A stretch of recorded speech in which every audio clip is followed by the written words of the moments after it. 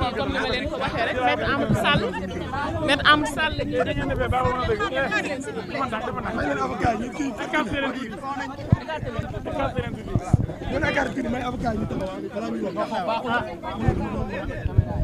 Allez, si c'est bon, maître.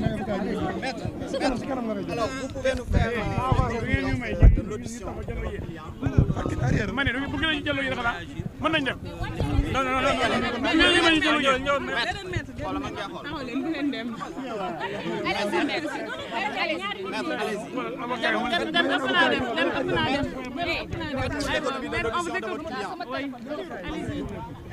Bon, on va y aller.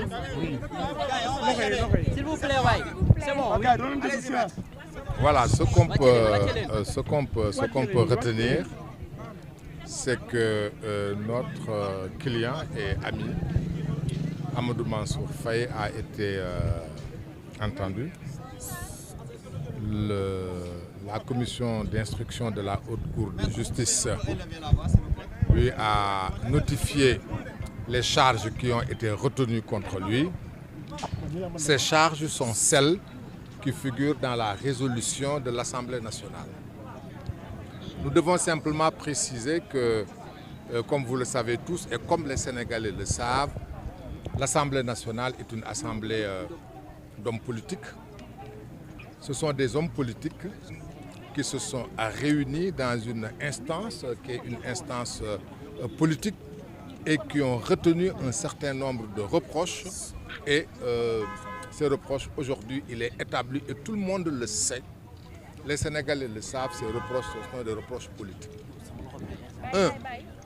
Le principal reproche qui est fait à Mansour Faye, c'est d'avoir fait attribuer un marché dans le cadre de la Covid, un marché de riz, dans le cadre du programme de résilience économique et sociale, et on lui reproche d'avoir fait une surfacturation. Il est établi, et nous l'avons démontré, les avocats l'ont démontré à suffisance.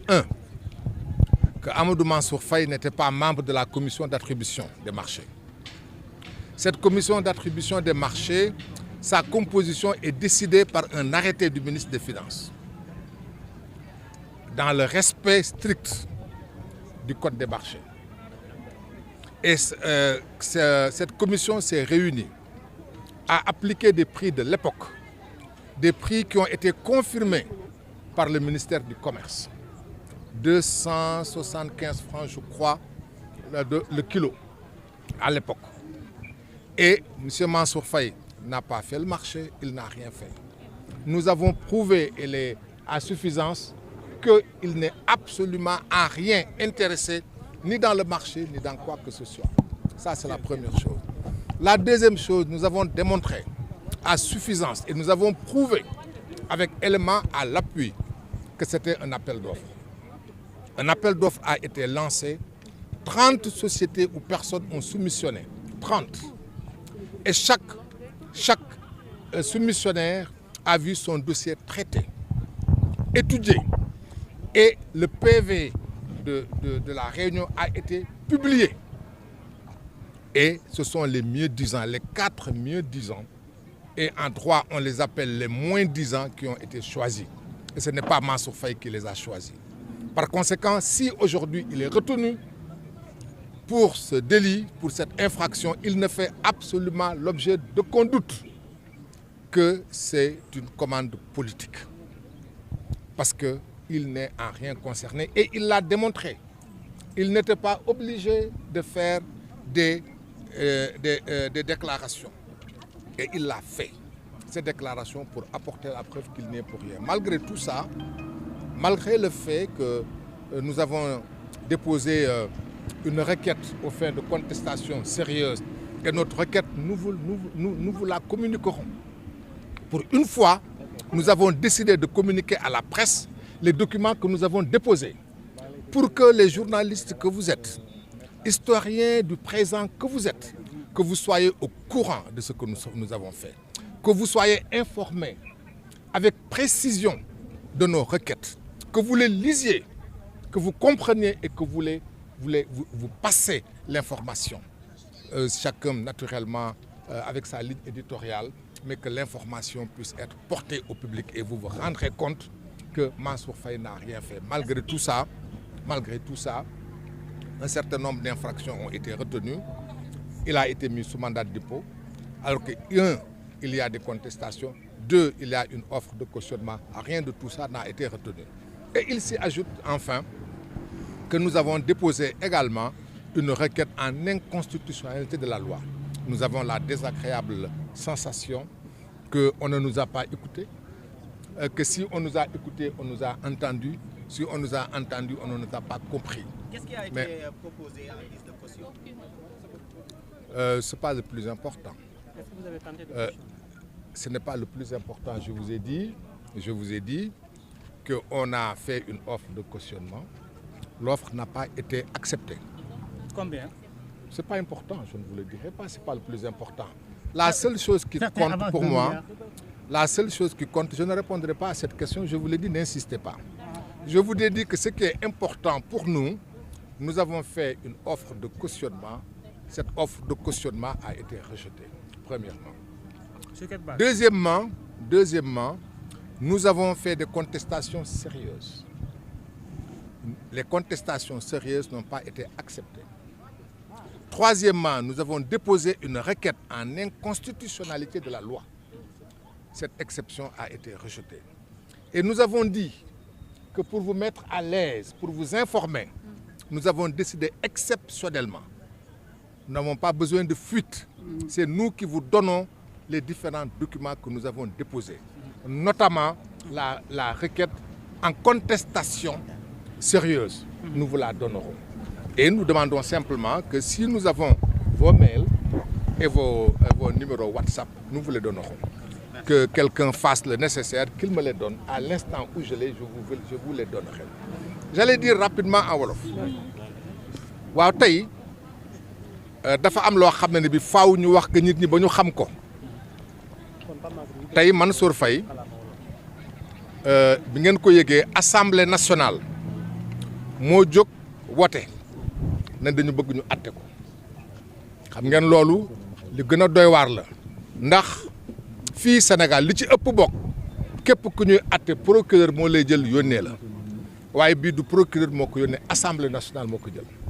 Assemblée nationale nag ak lu ñu koy mënti respecté ak lu mënti doon Assemblée nationale la boo xam ay politiciens ñoo fa nekk ñu ñëw ne Mansour Faye ca affaire Covid yi marché yoon ba nga xam ne bi réew mi tar na metti gouvernement bi décidé ne dañuy dimbale askan wi jënd diw jënd suukar jënd ceeb jël askan wi lu toll ni 1 million de kër gu ci nekk mu am lu ñu la dimbale loolu lañ ne ba mu koy def njëg ja mu joxe du njëg bu jaadu may wax sénégalais yi ñu ngi may déglu kenn ku ci nekk ci ñun di nga jënd ceeb la nga xam ne bi keroog moom la ñu jël muy 2020 ceeb kilo 275 le gouvernement bi jënde ñu ne kilo boobu bañ koy jënd mu di tonne bi 275 000 commission la ñu jël Sénégal du lu neex nga def dañu am code ñu koy woo code des marchés publics code des marchés publics boobu lépp loo xam ne bi nguur gi gouvernement bi moo koy jël foofu lay lalu code des marchés publics dafa may ministre des finances que ministre boobule fépp foo xam marché am na fa marché mooy loo xam ne bi ab contrat la lu ñu fay liggéey dañ koy def commission boobule ministre bi bokk ci yoon moo ne ministre bokk ci pour gouvernement bi ñetti nit la ñoo xam ne bi ñoom ñooy siéger bañ ko defee ñu ñëw bind ne gouvernement dafa soxla 1000 tonnes de ceeb ana ñi nga xam ne bi bëgg nañu bokk ci marché bi bañ ko defee ñu jël ko yóbbu ko Soleil yóbbu ko ci yeneen journal yi bañ ko yóbboo ci journal yi mu am fanweeri société ak nit yu tontu ne ñoom bëgg nañu bokk ci marché bi kenn ku ci nekk jël sa dossier nga déposé ko ba ñu déposé seen dossier commission bi xayma ko jàngat ko mu ne li ma gis am na ñeent ci société yooyu la ñoom ñooy li ñuy tubaab di wax moins 10 ans ñoom la seen li ñu seen njëg gën a baax ci njëg yi mu njëg boobu mooy kilo ceeb bi 275 la ñu jënd commission boobu Mansour Faye bokk ci ba muy liggéey fekkeewu ko ba ñuy xalaat fekkeewu ko ba ñiy soumissionné di def ñiy bëgg jaay bokk bu ñuy def fekkeewu ko commission bi daje jël ñeenti société ne ñii ñoo gagné bu ñu gagné ñu wax ko ba tey yoonam nekku ci mu jël procès verbal bi jël ko yónnee ko ministre des finances ne ministre des finances ñii ñoo gagné ñoo daje bés sàngam ci anam sàngam ba ñu dajee lii la ñuy def loolee ñu def jël naa jébbal la ko ministre des finances nangu ko moom Mansour Faye fayul fekkewul fu ñuy fayee yëgul fu ñuy fayee ministre des finances moo fay ba ñuy jox ministre des finances pour mu fay du moom lañ ko jox commerçant yi jaaruñu ci moom ministre des finances lañ ko jox kenn ku ci nekk ci commerçant yi nga déposé pour ñu fay la kayit gi nga déposé woo ko directement armée nationale moo fa nekkoon armée jël gendarmerie vérifié gendarmerie mooy xool ndegam yow la nga gagné mooy bokk na ci li nga gagné ndegam la nga gagné bokk na ci ñi nga déposé ñu xool ne déposé nga ko yóbbu nga ko ci mairie jox nga ko ci kër yi gendarmerie tamponné su gendarmerie tamponné ñu jox ministre des finances ministre des finances fay yoon lu ci yoon Mansour Faye yoonam nekku ci yëgul tinul fekkewul waaye dafa fekk ne lu am dañ koy wax Mansour Faye deful dara yëgul tinil lenn la def te la muy def nag du moo ko tey yàllaa ko def mi ngi tudd Mansour sant Faye Marème Faye mooy magam Macky Sall mooy gorom ñu ngi wut Macky Sall mënuñu ko jotuñu ko ñu ngi wut magam jotuñu ko ñu ne ndagam nag